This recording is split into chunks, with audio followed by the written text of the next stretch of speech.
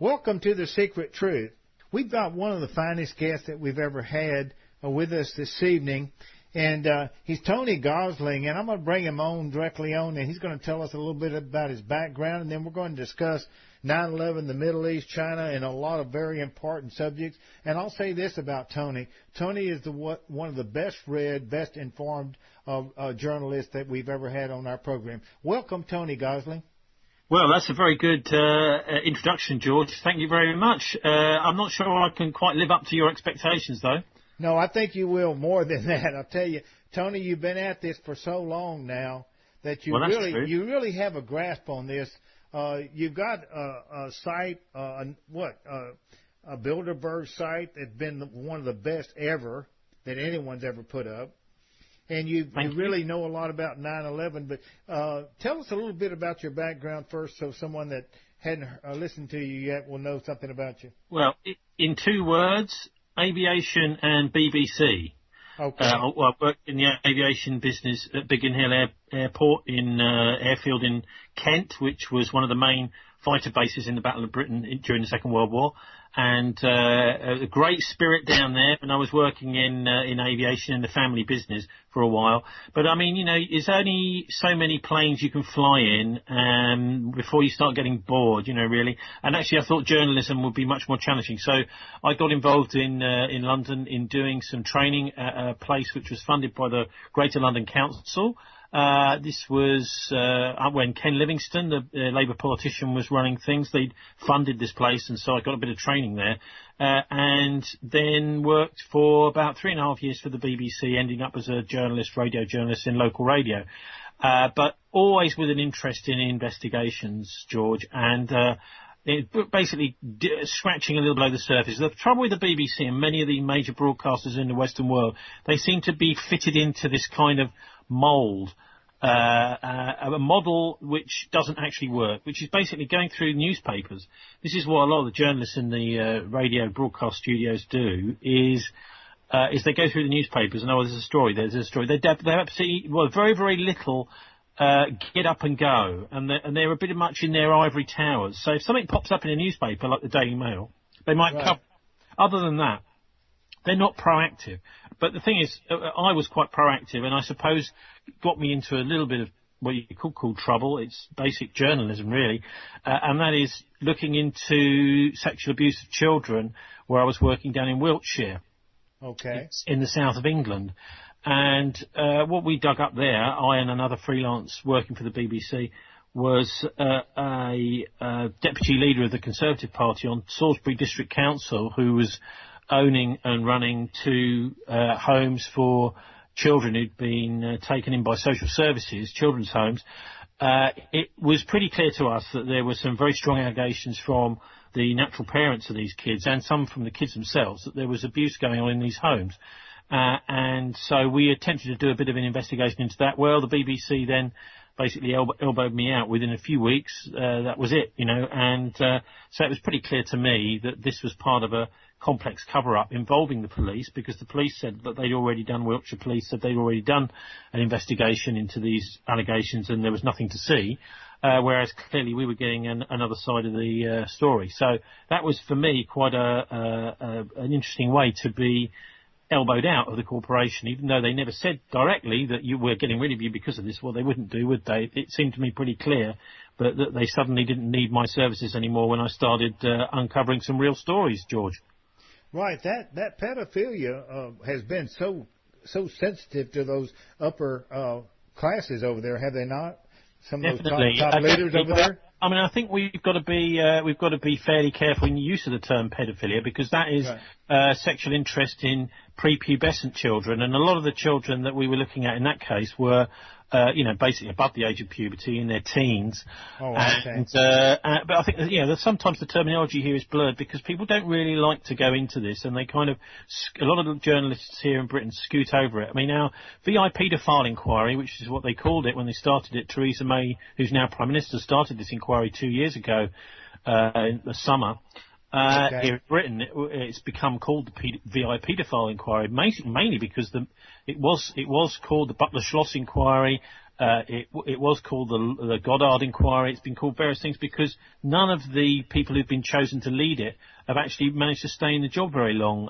We were on our fourth person now who's supposed to be leading this inquiry, Alexis J. She's probably the worst of all choices so far because Alexis J. She did a inquiry in Rotherham up in the north of England over a 14-year-long child abuse scandal where social workers and the police have been told time and time again that young girls were being sexually abused, and yet they hadn't acted. And at the end of her inquiry, whilst she did look into some of the statistics, she didn't recommend any kind of punishment or any kind of, even real hearted questioning of any of the public servants that had completely failed the public over those 14 years and thousands of offences. So she is, in a way, from the establishment point of view, the perfect person to take over the VI paedophile inquiry as the fourth chair. Obviously, many of the survivors of child sexual abuse here in Britain have found this latest one is basically like the final straw. We've had several survivors groups now saying that they've got no confidence whatever in this inquiry. And, of course, that's what the establishment loves to do, kick these things, as they've done many times in the past. This particular scandal raised its ugly head in Britain back in the 1990s, back in the 1980s, and some say even in the 1970s. So every few years, maybe every decade or so, this scandal comes back again. Most recently, really, I suppose, prompted by some very strong evidence against the Prime Minister Edward Heath and also against, obviously, Jimmy Savile and his very close connection with Chequers, the Prime Minister's official residence, with the royal family, with Prince Charles, and with the NSPCC, which is the children's charity. With the Jimmy Savile scandal, really something had to happen. This inquiry happened, and now, of course, it's been kicked way into the long grass. But the main reason, by the way, that Lowell Goddard is a New Zealand barrister, solicitor or some sort, lawyer, gave that she's leaving. I mean, the official announcement here in Britain was that she just left, right? No explanation given. Okay. Was that the unofficial, which the Daily Mail printed, was that she had no confidence in the staff that she'd been given, because obviously this inquiry is part of the Home Office. Right, the Home Office itself is implicated in this cover-up scandal over years and years, with Leon Britton and other people who've worked at the Home Office as secretaries of state and civil servants, senior civil servants, are actually implicated in the cover-up, George. So what Lowell Goddard was saying effectively was, look, I can't work with these staff, I can't trust these staff, the survivors can't trust these staff, I want to choose my own staff. And then she was just told a flat no. There is another problem with these inquiries, and that is that after around about the time of the 2005 7/7 London bombings, we had something called the Inquiries Act here in Britain, which means that the onus of setting the bounds of and the parameters of these public inquiries is now down to government ministers rather than judges. So this is a basic flaw. It means it's not a proper public inquiry. And so I'm imagining the paedophiles within the establishment, mostly in the Tory party, will be wringing their hands with glee that this inquiry has just basically been stalled, and it looks like nothing now is going to happen about it. Of course, the survivors of child sexual abuse have got their own ideas and other plans to make sure that this story doesn't go away. My gosh, I tell you, well, I must admire you for keeping on top of this. Yeah, well, it's a horrific subject. Of course, here in the United States, you had something called the Franklin scandal. Right, way back, And it was actually a British journalist, Tim Tate, who lives here in the south of England, who's working for Yorkshire Television, who made an amazing documentary called The Conspiracy of Silence, all about that, for Discovery Channel. Right. Okay. And that, if you've not seen it, if your audience haven't seen it, it's well worth a look. It basically shows very strong evidence that the place called Boys Town was being used to recruit young boys basically for Republican Party paedophile parties actually in Washington DC. So I think in a way there's an equivalence here, isn't there, with the Republican Party and the Tory Party here in Britain. I think there's a sort of super elite on the right of politics in Britain and America that see this as a bit of some sort of activity that they find acceptable, or of course they hide under the cloak, both those parties, of being a Christian party. You know, obviously they're doing totally the opposite, and the purpose, I think, is pretty clear, and that is to dirty up individuals so that once they get into and get advanced in politics, they're very, very easy to blackmail. Yes, I think I interviewed a fellow that ran a call service out of D.C., and he pretty well reached the same conclusion that you just stated there, is that they're dirtying up some of these politicians and then blackmailing them, you know, with videos and stuff. Once somebody has fallen for one of these and it been recorded or whatever, photographed, right. Then you will find that the newspapers talk them up. Everybody's saying, "Oh, they're a wonderful person." They find that they're suddenly into the top of politics, right. And so there's a sort of, they get on a kind of conveyor belt, George. You know what I mean? Sort of. Yeah. They help them up. They get them up. They get them to higher levels of politics and stuff. Yeah. So anyway, so that's just a brief. That's just kind of almost spinning off from my intro about the reason that I left. Well, thank you for telling us all about that. That's a very, very insightful thing. We just concluded the anniversary of the 15th anniversary of 9/11. What would be some of your comments from England, there from Bristol, England, on 9/11? Well, interesting to look at from a British perspective. I mean, we've seen just as big a cover-up, I think it's fair to say, in Britain about 9/11 as is in the United States. And I think part of the operation to take out the Twin Towers and also obviously the attack on the Pentagon, etc., was partly a media operation, right? So the idea being, it's a very good way of keeping an eye on who are the honest journalists. And as a journalist starts to come up with the truth. Say, for example, they're looking into as they did literally literally 2 or 3 days after the 9/11 attacks themselves, looking into the stock trading. Those journalists are then identified for removal. So that's what I think that we've been looking at with the 9/11. It's a way not only of perpetrating a pre-prepared story through the media, which they've obviously done, loads of lies being told and then not really questioned, just moving on to the next aspect of the story. Things like the lack of reporting of the bombs. They didn't seem to be very much interested in that in the immediate aftermath. Yeah. Maybe actually in the live coverage there is some. And the massive bomb in the basement, which went off, which everybody pretty much who was there has reported, in the Twin Towers, the basement bomb. Right. William Rodriguez spoke. Well, that's right. And also, I recently interviewed Manfred Petrisch. He's a ex-Swiss investment banker, and he runs a blog in German called Alles Schau und Rausch, which means in English, rough translation, is all smoke and mirrors. Right. And his friend who worked in the World Trade Center said exactly the same, as William. So there's lots of corroboration of these. Anyway, so I suppose what I'm saying is these various scandals, as they come out, including things like the Jimmy Savile scandal, are being used to really just sack honest journalists and make sure that you've got... one of the things the BBC have been doing recently here is promoting sports journalists to be covering news. So you'll be covering something in Syria that the actual journalist that's covering it hasn't actually got a clue about. They know about how many goals Portsmouth scored against Everton. Yeah, 1970. Big deal, right?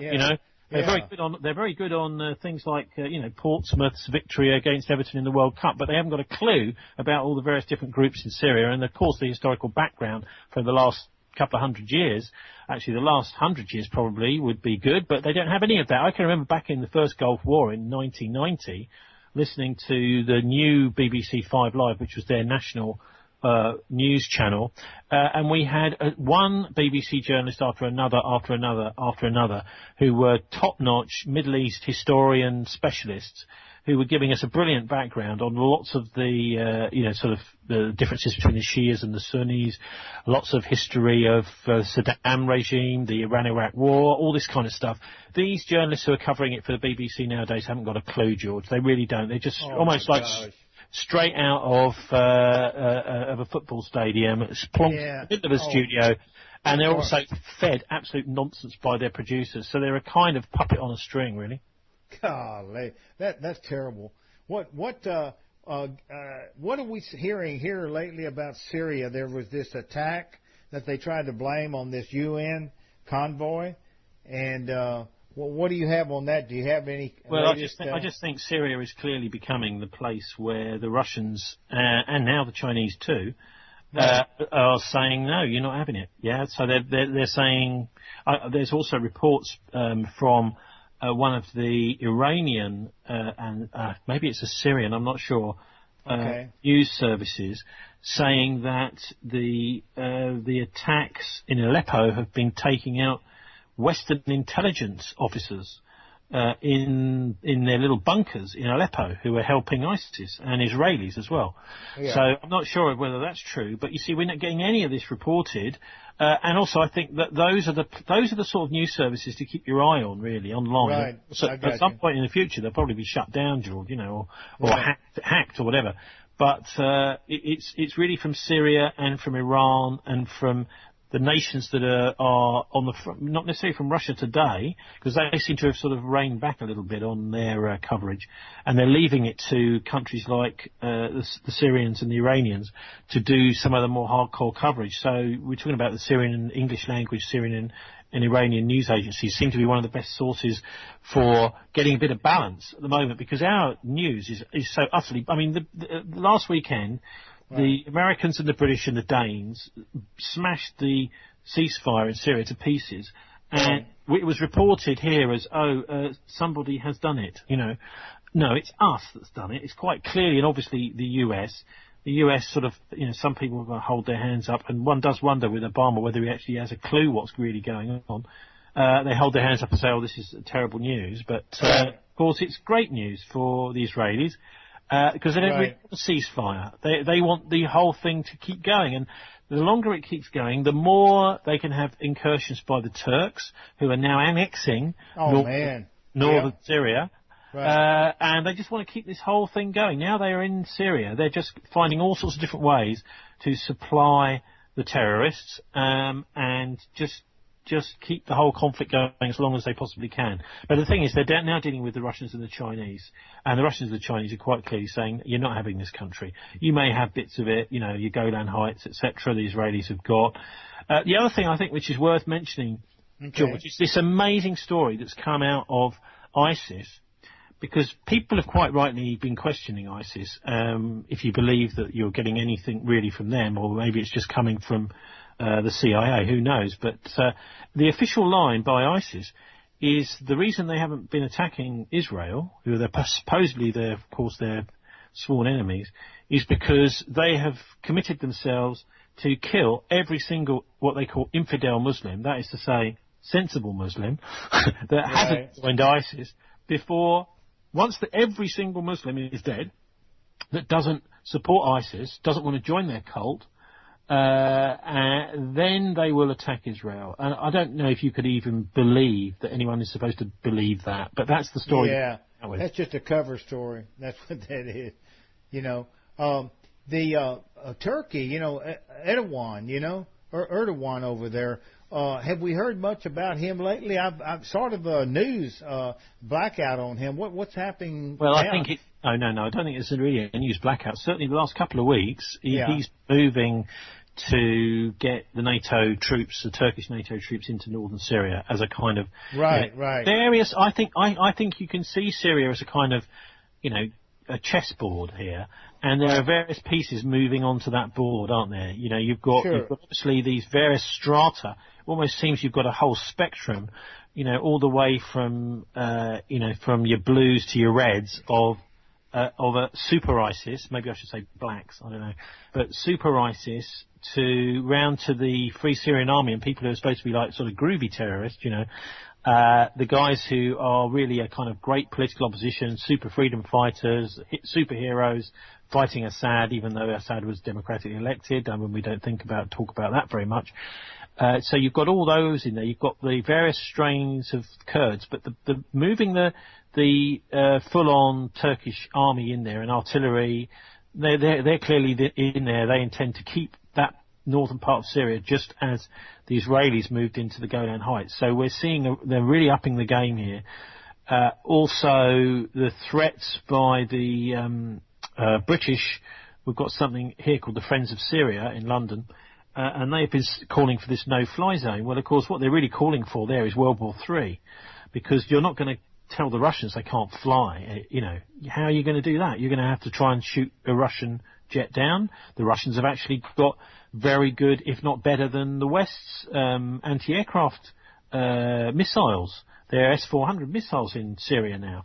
Right. So those are really good, aren't they? Well, they work, yeah. They work.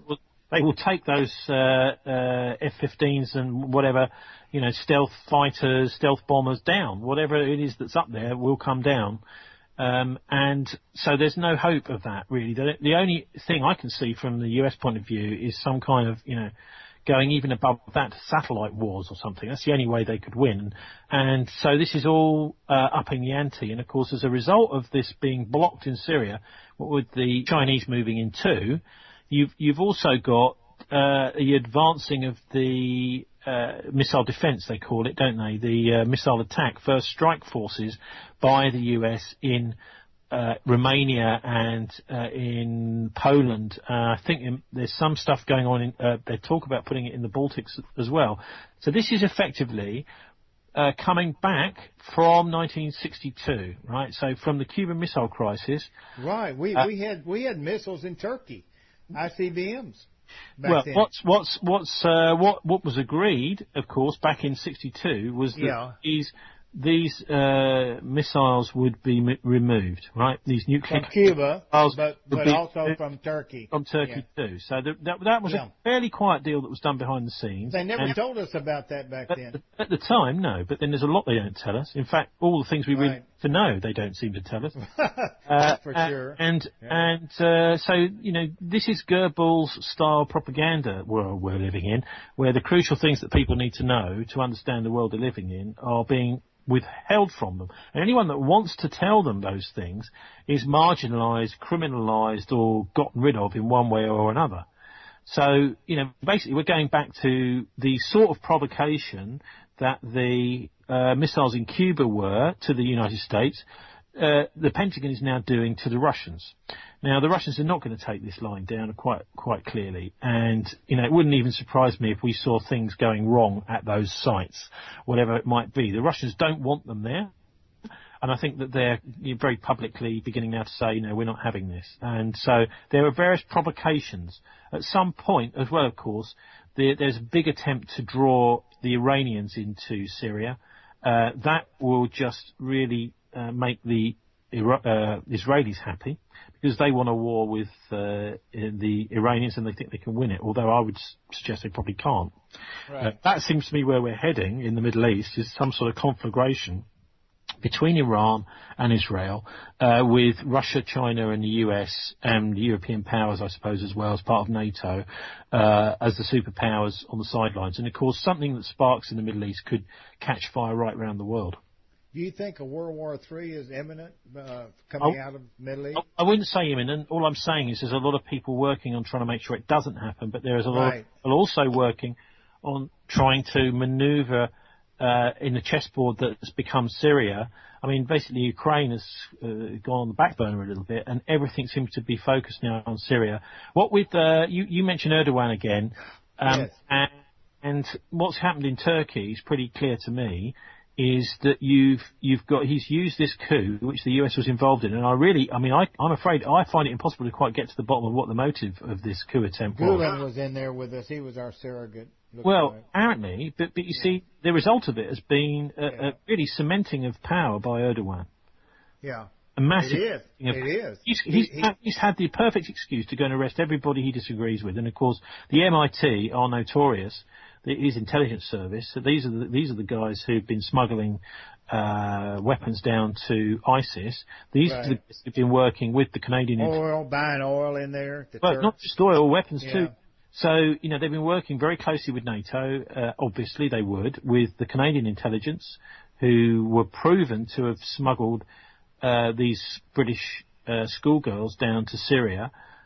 through Turkey. So these kids from London were persuaded to get on a plane to Istanbul. Then they were shepherded on the bus down to the border with Syria by some guy from Canadian intelligence he was actually being paid by Canadian intelligence, and he had all the contacts and stuff on his laptop when the Turkish police seized it.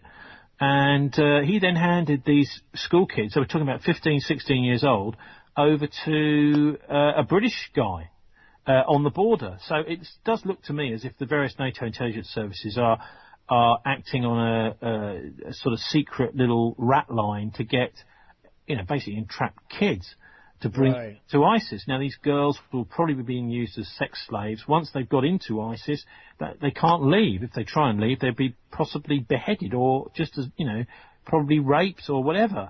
But, this is the awful situation we're in now, where you've got all this stuff going on, almost none of it being reported. I actually wrote an article about this scandal to do with the Khadija Sultana, her name is, who died recently, and two of her school friends who were smuggled down into Syria to ISIS by the Canadian Intelligence Service, and it looks like the British Intelligence Service. They've even named the guy who apparently the Canadian intelligence officer who was running the operation, called Ken.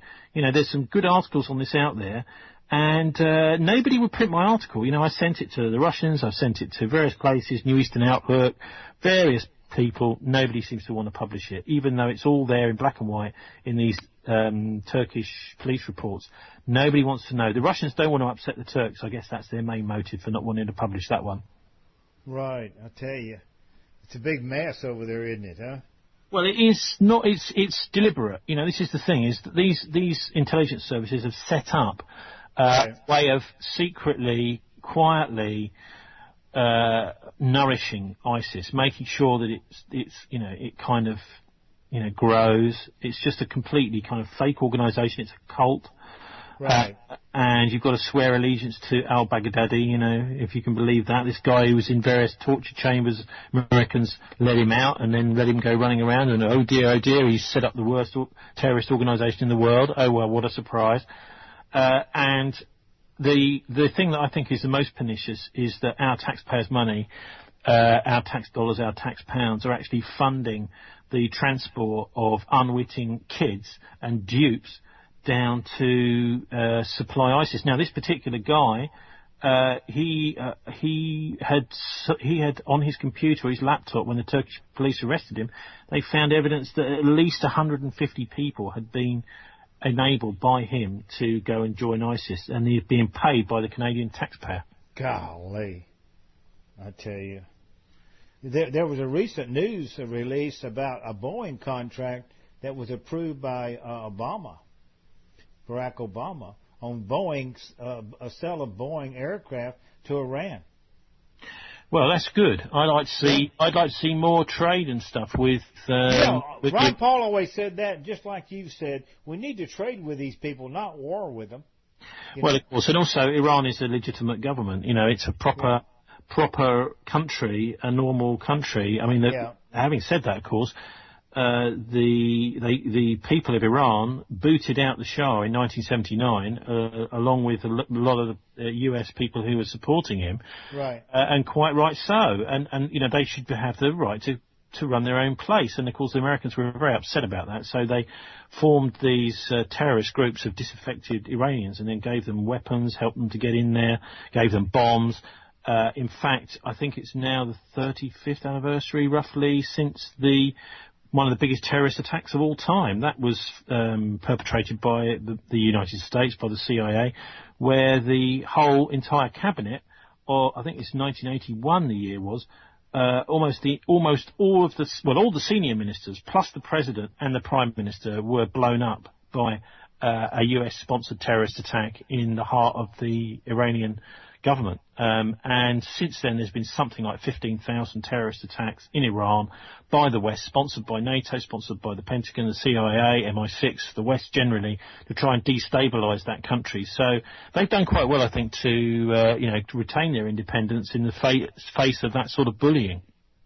Right. The destabilising of that area is proceeding, though. It's not getting any better. Look at what about Libya?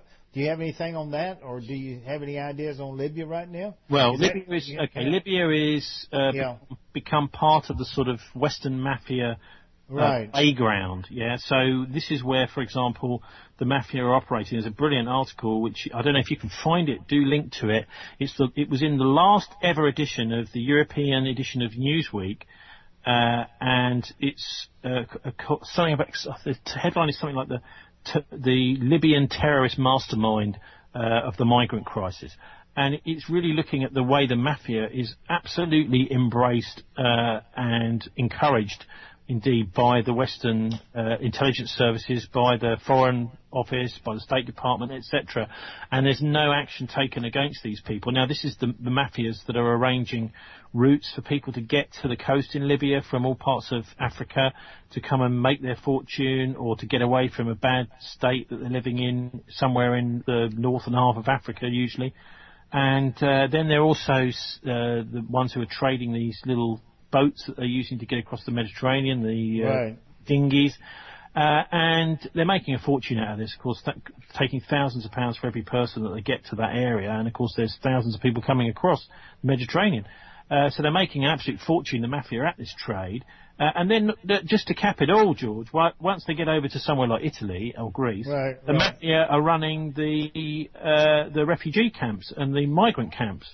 So they're getting money from the governments of places like Italy and Greece as well, just for looking after these people once they've come across. So, this is a little game they're playing. They're making lots and lots of money. Of course, they're fleecing the ordinary taxpayers because our politicians are so absolutely useless and weak. They've got nothing to say useful in this crisis, and they don't even seem to have a handle on what they're real. They don't, do they? Are they just really ignorant, or just everybody's making money? They're corrupt, right? Well, they're just dupes. They're dupes of criminal. Yeah. I think that's basically what you've got. You've got criminal networks operating. We have Roberto Saviano, who is he's serious major league drug dealing guy. He was involved in these various drug cartels, mostly Mexico. But anyway, his book 000 refers to the top quality grade of flour, which is used to make pasta, right? But of course, the real euphemism there is it's actually also the top grade of cocaine that you can buy on the international markets, like great bundles of the stuff, shipped around, I would imagine, in British or American or NATO military transport planes, actually. And what he's saying is, look, what's really going on is, number one, that London is the main crime capital of the world, with money laundering absolutely rife. Well, that doesn't surprise me, because I've looked into the financial regulation in the City of London, and you can see that it's all paid for by the banks. So the banks, of course, who are running their own financial services authority, which is supposed to be the regulator, of course, they're not going to be finding themselves guilty of anything. So that's the way these things work. They might find some little guy somewhere. They might wrap them over the knuckles, might even send them to jail, you don't know. But there's no real investigation of fraud here in Britain. Again, the City of London police are in charge of fraud investigation for the whole of Britain. So you can see there's nothing much going to happen there. The City of London police are a law unto themselves. In fact, it's almost its own kind of state, the City of London. And so you've got a massive regulatory capture. So any kind of law enforcement or regulation really is run by the big criminal gangs themselves. And Roberto Saviano's main point, or so that was point number one about the City of London. The other one is he's saying that all the big corporations now, your Googles, your Microsofts, your Cargill, all of these massive corporations and the banks have realised that the best model is the narco cartel. Look at the most successful growing businesses in the world are narco traffickers. And he's saying basically the best thing to do is what you do is, rather than trying to obey the law, what you do is, first of all, you control your press. So you make sure that nothing gets out, and you threaten and whatever, use lawyers to make, and surveillance to make sure that journalists don't report on anything bad you're doing. But the main thrust really is to stop any kind of investigation into what you're doing. And what you're doing is you're constantly weighing up, well, if we do get a fine for this, if we get found guilty and we have to go to court for this crime we're doing here, what's going to be the fine? well, it might be this, it might be that. Okay, well, the chances are we probably won't get fined. So let's halve that fine. And well, actually, hang on a minute, we're making 20 times more than that. Right. Fine anyway. Right. So do it. So they're gambling all the time, and the last thing that gets considered is what the law is, because they know they can get around the law, George. Right. Bayer is reported that's getting ready to buy Monsanto. Yes. Well, that's an interesting. And Bayer came out of IG Farben breakup. It certainly did, yeah. And we're seeing lots and lots of these Nazi companies do very well today. Now, I'm not sure if they had denazification ceremonies, right? Companies like BMW, companies like Volkswagen, companies like Siemens, yeah? Right. I'm not sure if they had denazification ceremonies. So I can tell you one thing, they had Nazification ceremonies back in the 1930s. Big, massive companies like Krupp's certainly did. And if you were to go down the corridors of these big companies like RG Farben back in the late 1930s, mid-1930s, you would find pictures of Adolf Hitler hanging on the wall, like the Queen. You know? Oh, yeah, they supported... and also the Nazi flags. Yeah. The complex there around Auschwitz was built by IG Farben. Yeah, and funny you mention Auschwitz. There were dozens of factories there. Siemens was there, and Krupp was there. So, a lot of the big biggies were there around Auschwitz. Well, what I'm saying is, I suppose that whilst these big businesses were Nazified, they weren't denazified. Right. Exactly. They're still there. They went back over. You know, the 24 that were prosecuted because of at Nuremberg. Well, I think the worst sentence was 3 years or something. And they all went back into the same industries again. Well, one of the things I was just hearing earlier this week, contact, who I better not name him actually, because I'm not sure. I think he wants to do an interview about it a bit later, but I'll tell you the basis of it. And that was, he was a British TV executive who was over in the 1960s and 70s over in Poland. Looking at Auschwitz, and the Polish government this is in the communist days, and the Polish government wanted to bulldoze the place. Right. And he was one of those who gave a speech at this conference saying, no, whatever you do, don't do that, yeah? Because you can't, this is somewhere where we should be bringing kids from all over the world to look at this. Well, it's history, yeah. Because you can't try and erase history like that. We really must remember what happened. Let's not be gory about it, but also these are hard facts. He was his father actually was one of the key people in the Second World War, Ministry of Supply and the Army, making sure that Montgomery won the battle for North Africa. Oh my gosh! Yeah. And so he was someone who was quite well connected in with the army, and he knew that what the sentiment was here in Britain was that this is what we were fighting against. This is why people laid their lives down, because they wanted to stop this kind of thing happening. This mass internment, incarceration, slave labour, slave labour, all this kind of stuff. So they wanted to make sure it stayed open, and so it did. And this was actually great that the Polish government at the time actually listened to the Brits and kept Auschwitz for people to go and visit till this very day. Right. My studies lately have been that IG Farben was never bombed in Frankfurt. It was never touched. Well, what happened was a lot of the German industry and guy Harry Beckhoff, who lives near me, actually was in Wiltshire. He died a couple of years ago. He was an MI6 officer in the Second World War. Actually, he was over with Monty in North Africa doing code breaking. So they were listening into the German communications, sending them back to Britain, and they were being decoded over at Bletchley Park. Okay.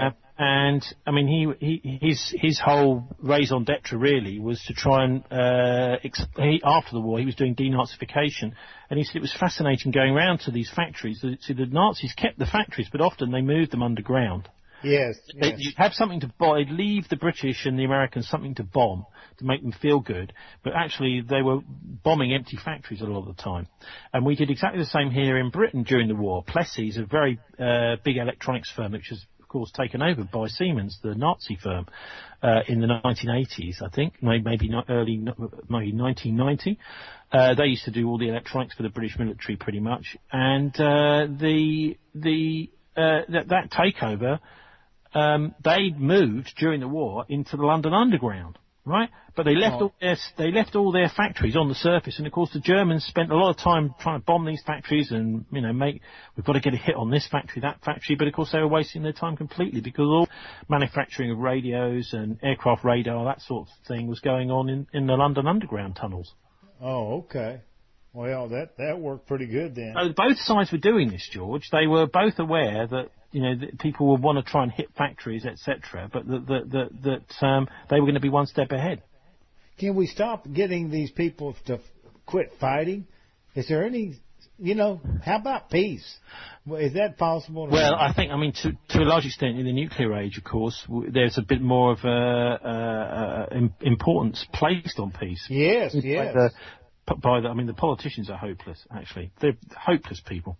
But the military are a little bit more sensible. I think they have a slightly more, I wouldn't necessarily say strategic air command, because there are some real nutters as part of these big organisations. I hate to say it, but particularly in the US, probably more so than the British Royal Air Force or the Army here, that actually seem to want war. But there is definitely, I think, a greater understanding. It's probably why we haven't had a world war for such a long time, is that people are just aware that this would be a disaster. Now, maybe not. It would, if there was a nuclear exchange, even a small one. The climate change people would get their way, because you'd have your nuclear winter.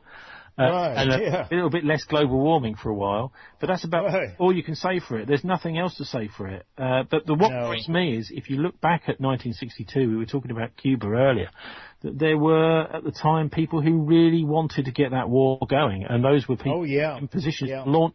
They're in a position to launch the force. People like General Power. Curtis Lee May, these LeMay, never be in the position where they are, and it really bothers me that you've got, to a lesser extent Donald Trump, but quite clearly Hillary Clinton has got it seems no compunction about launching the force against anybody that she's just having a tantrum against. So we're in a dangerous situation when it comes up to an election where there's so little real choice between one candidate and another. Although I would say probably Trump is a bit of an unknown quantity, but he's mercurial. He changes his mind. 1 minute, so it makes you think, what the hell are you voting for? Well, he's still authoritarian. He'll make statements a little bit too much on the authoritarian statist side for me.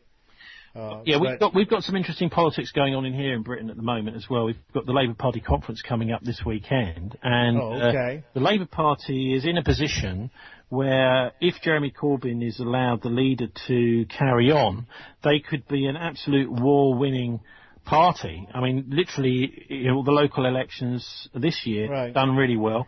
They've taken my city where I live, Bristol. The mayor is now a Labour mayor, whereas before the guy was basically like a merchant venturer, slave trading Tory character, George Ferguson, and they've kicked him out. They've also taken Labour. We've now got a Labour mayor of London, so he was doing really well. And then we've had this silly leadership election where all the Blairites have suddenly got the knives out for Jeremy Corbyn, their own leader, and they've just been distracting for the last 2 or 3 months from any kind of sensible opposition by having a bun fight within their own party. This is really the members of Parliament that have been elected, George, really since the Blair years. Since Tony Blair came to power, the Prawn Cocktail Party, they called it, back in 95, 96, in the Labour Party. Pretty much every MP that's been elected since then has been what you would call a Blairite. So they're a kind of right-wing Labour.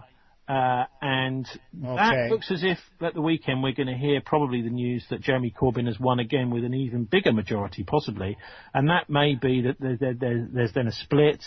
But certainly it's done what the biblical people call sorting the sheep from the goats. So you can see who within the Labour Party is a real man of the people or woman of the people, sort of looking after the homeless, looking after people who've lost their jobs, etc., and who is just in it for themselves. And that's becoming clearer and clearer in British politics. Right. Are there gangs, rape gangs going on throughout the UK from the Muslim sector, community, or what? I've heard this. Well, Is this is really spin, actually, and I think this is what I was it? talking about earlier to do with Rotherham. There certainly was rape going on up there and child abuse of teenagers, etc. Right. But this was deliberately, I think, deliberately allowed to carry on by the police for years and years, and by social services up in Yorkshire.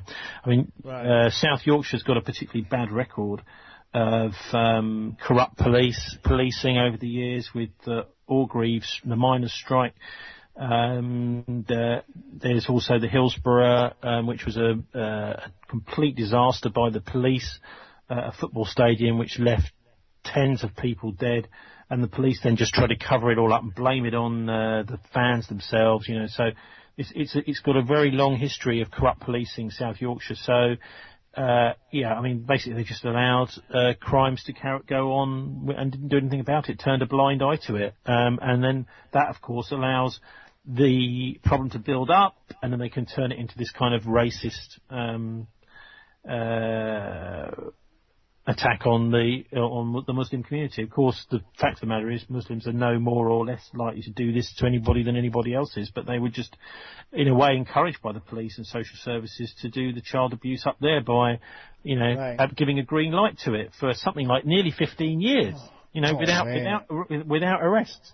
So, this is one of the major problems. We need to get basically all those police and social services people who allowed that to carry on arrested, if you can do that, the police arresting themselves, and charged with malfeasance, which is misconduct in public office. If you've got a public office, you're there to do a job, not to just, when someone reports a crime to you, go and walk off down the pub and have a pint of beer. Right. Merkel is backing off of her immigration stand. Have you heard that? Yep. She's out of the way, I think, isn't she? She's going to be going soon. Yeah, it looks like politics have turned against her. The far right, is... Don't you see it as like a kind of shelf life? Yeah? Yeah. And so, the 50% of the Germans are against the immigration policies now? Well, I was in Germany a couple of months ago at the Bilderberg conference. Yeah, the Bilderberg. Yeah, tell us about that. Well, I think her name is von der Leyen. I'm not sure exactly. Okay. She's the defence minister. Apparently she was sitting next to Henry Kissinger at the top table. Really? So it looks like Merkel is out and von der Leyen will be in.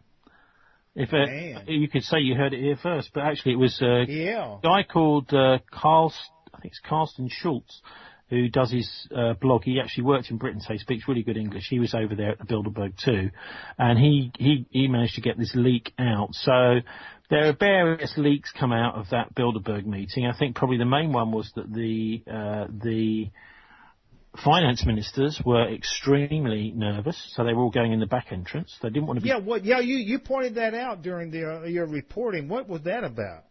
Well, I just think that they're very nervous that if and when the euro and dollar collapses, and there's a massive, like 1929 style crash, that they will have their photo going into the Taschenberg Palace in Dresden, plastered over the newspapers. And so, one of the things that's just come out though. Go ahead. I'm sorry. No, carry on, George. Well, Deutsche Bank, okay? Yeah. They've got a price-to-earnings ratio of a minus $2.01. They have outstanding stocks in the number of 1.366 billion shares. You talk about dilution. That the bank is going under. It just with the balance sheets that I looked at, and it's lost billions of dollars in the last few quarters, see. And it just can't, the stock has declined in the last 12 months 53% in price. Well, I think, it's just a matter of time until this whole lot comes crashing down around our ears. Yeah, but being in Dresden, those finance ministers were very concerned about Deutsche Bank, I bet, for one thing. Well, yeah, and also, of course, let's not forget that actually the main German bank should be the Bundesbank.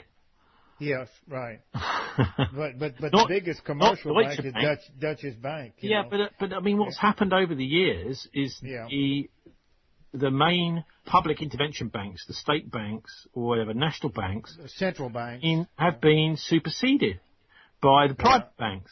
Yeah, yeah. And I was actually chatting to a guy who was a director of just so happened to meet him, of the Bundesbank. He's retired. But he was saying, yes, he's very worried about the predominance of the private banks now, because they've really taken over the role that the central banks used to have. Now, look, if you go look at the central banks, they are totally crooked and corrupt, all run through the Bank for International Settlements. Right, BIS. Basel in Switzerland, which is where central bankers... Basel, yeah. And... So really, these private guys who are just running this whole casino for their own private profit have got the field to themselves. They're just having fun. A bit of fun and games is making some money. But obviously, Deutsche Bank, their luck has started to run out. Yes, it has. The thing is that they've been playing with our future. I think that this all comes down really to just a total lack of any spine from politicians and any regulation. And I must also add that we've had something like, in the last 10 years, something like 75 bankers dead as well. That's it. And Deutsche Bank had several of those people. Well, maybe some of those dead bankers were people who were trying to do the right thing for the public. Yeah, I think so. They were trying to whistleblow, and they got killed, murdered. I'm fairly pessimistic about the financial situation. Obviously, also about the climate situation, because we've still got these oil companies pumping this fossil fuel around the world. Now, I'm not 100% sure about the science of climate change or whatever, but look at Fukushima. Well, one thing's for absolute sure is that ice cap is melting and melting quite quick. And it's also, the other thing is we don't necessarily hear much about this, but the sea ice is disappearing. That is to say, there's less icebergs, less ice that's floating on the sea. And the other thing is the Arctic Circle, particularly obviously, because there is no land in the middle of the North Pole. It's all ice. The actual thickness of the ice is also getting thinner and thinner.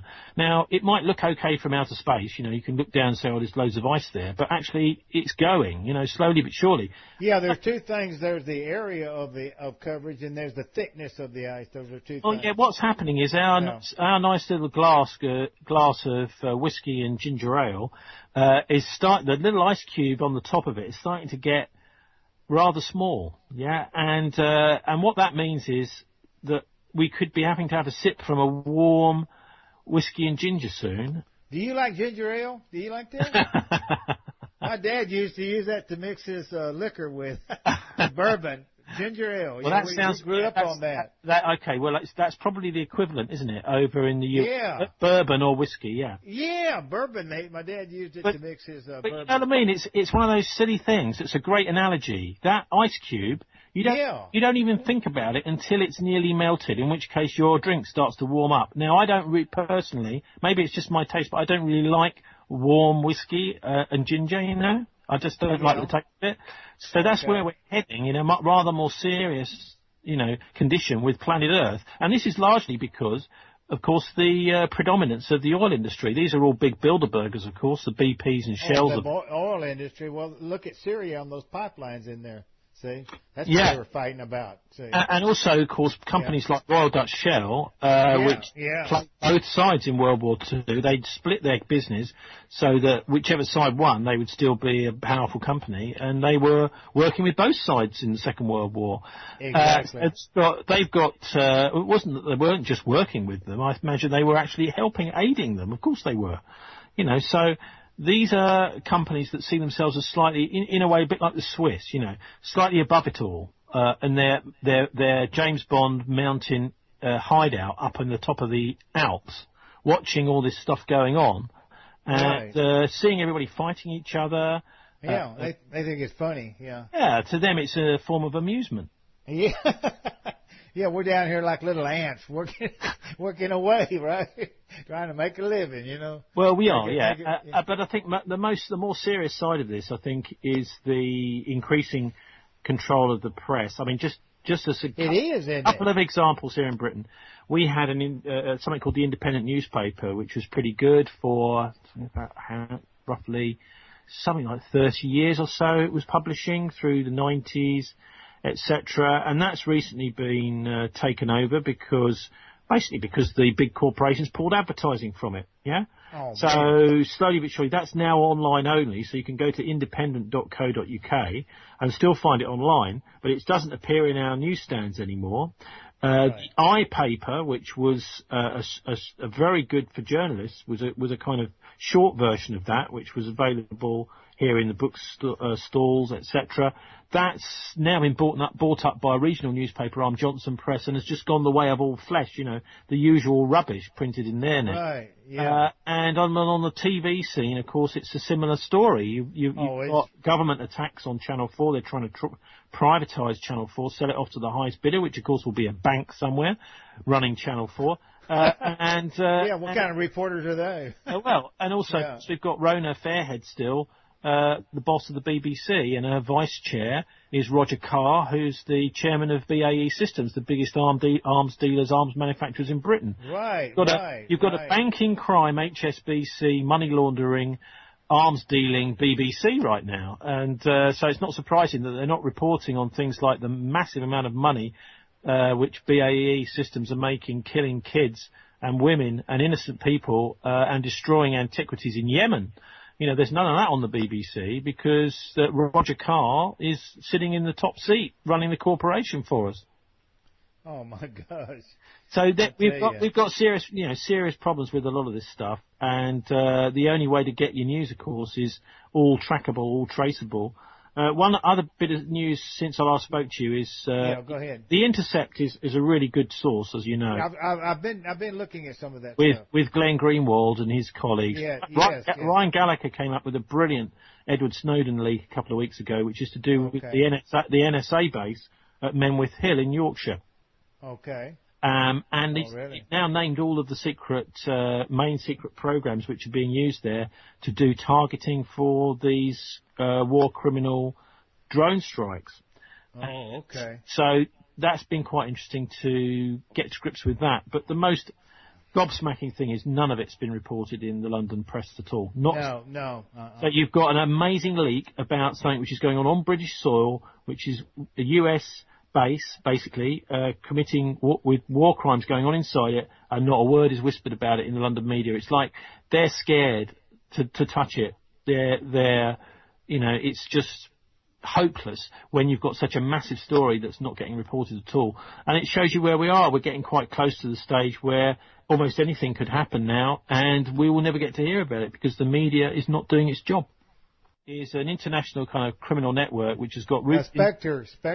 The Chinese triads, as well as the Freemasonry and secret societies here in the West, and the Russians are kind of in the sandwich, so they're trying to make sure 007. They don't get